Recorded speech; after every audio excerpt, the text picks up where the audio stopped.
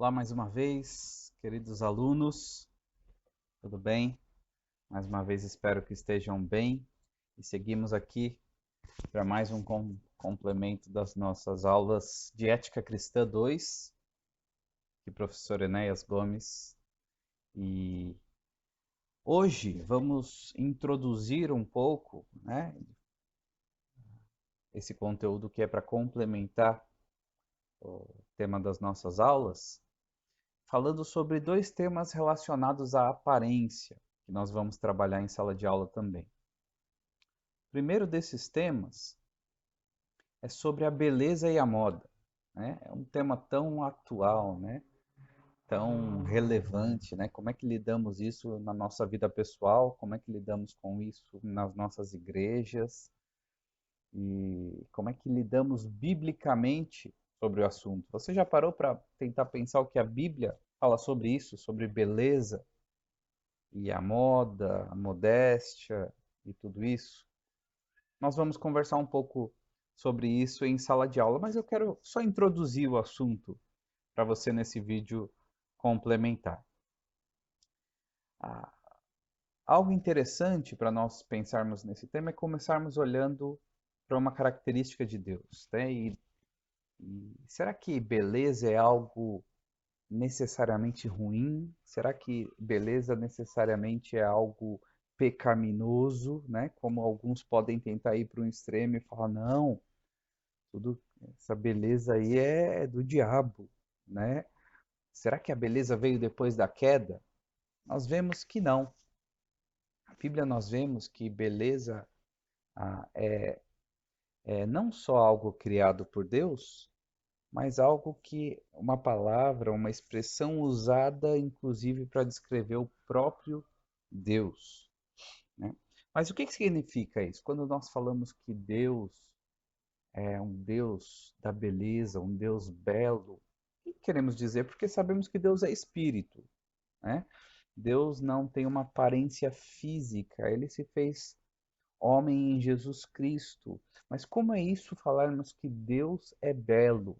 Antes mesmo da encarnação, em Cristo Jesus, o Antigo Testamento usa isso, né? Por exemplo, quando lemos esses versículos, Salmo 27, versículo 4, diz: Uma coisa peço ao Senhor e a buscarei, que eu possa morar na casa do Senhor todos os dias da minha vida, para contemplar a beleza do Senhor e meditar no seu templo. O que Davi estava a pensar aqui? O que ele tinha em mente, né? O que ele ia ver, né, para contemplar a beleza do Senhor?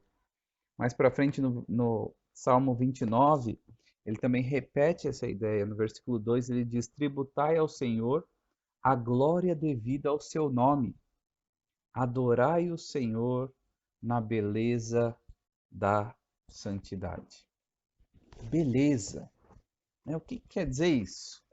E aqui tem então uma citação, um comentário, você encontra também na tua apostila, né?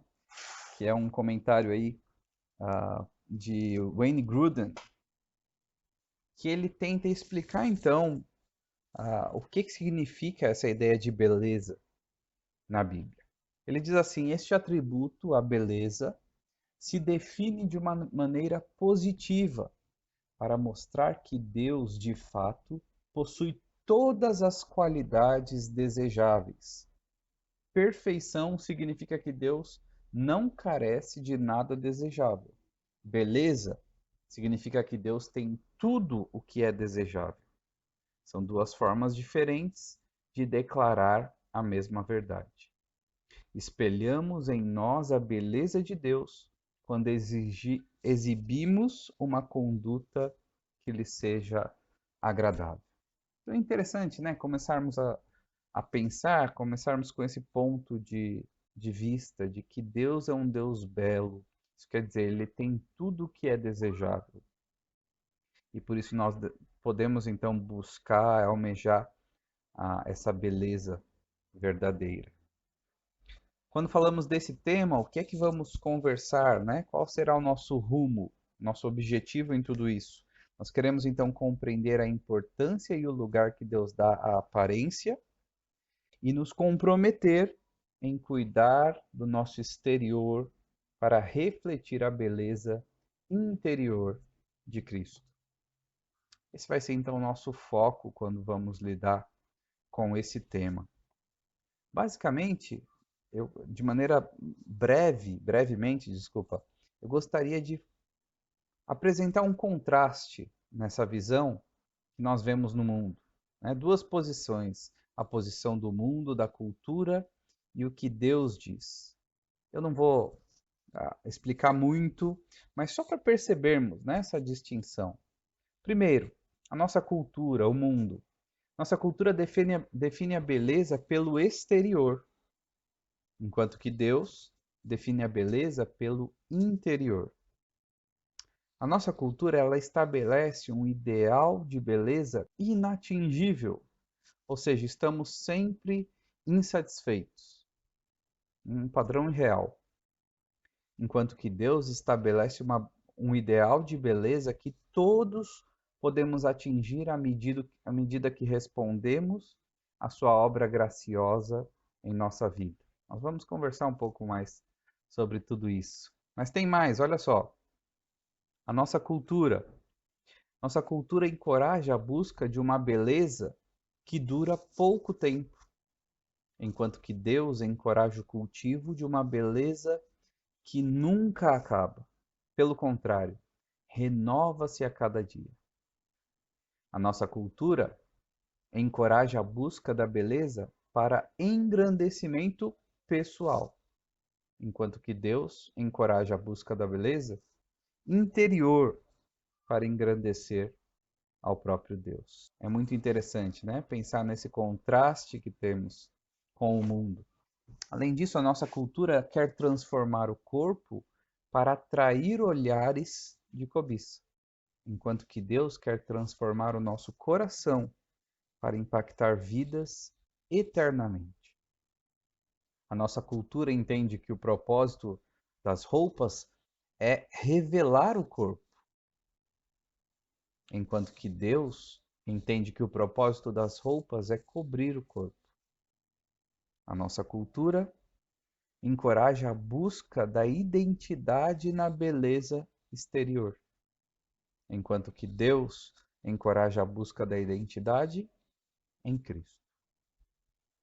Quanta diferença há no padrão, na forma como Deus vê o mundo, Deus vê a aparência, Deus vê a beleza e a forma como o mundo a vê.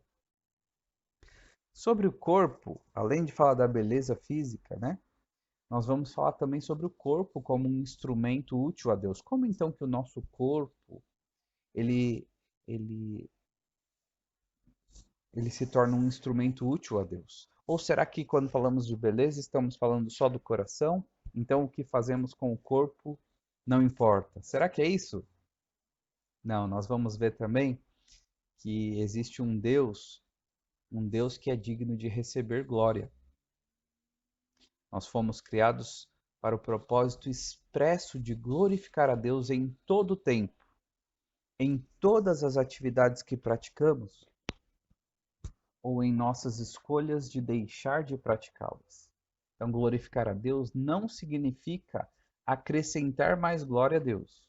Glorificar a Deus é comunicarmos ao mundo a sua pessoa, é irradiarmos a Ele para que Ele receba a honra que lhe pertence.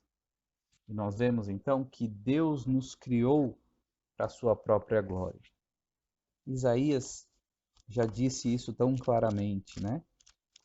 Falando ali em Isaías 43, versículo 7, quando ele diz assim: a todos os que são chamados pelo meu nome, e os que criei para a minha glória, e que formei e fiz.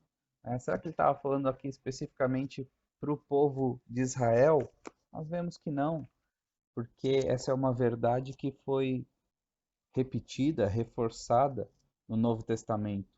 Por exemplo, em Efésios, capítulo 1, versículo 12, quando ele está falando ali de como fomos escolhidos, resgatados,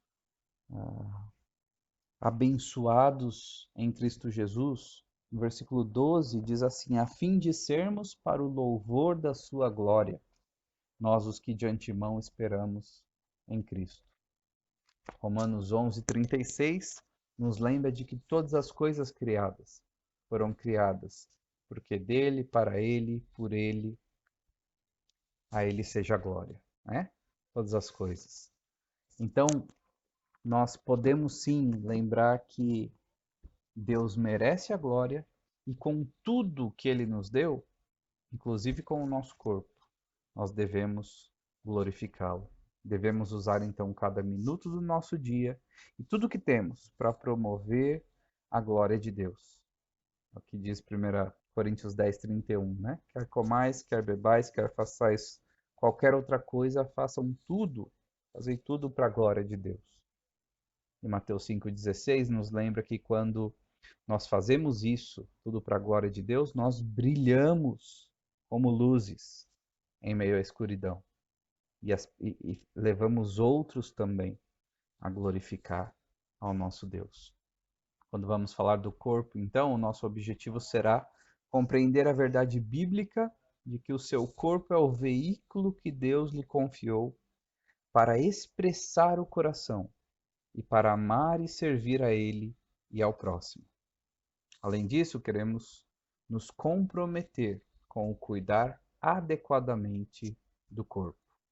Como é bom nós buscarmos uma postura ética equilibrada com relação a isso, né? Ao uso do corpo.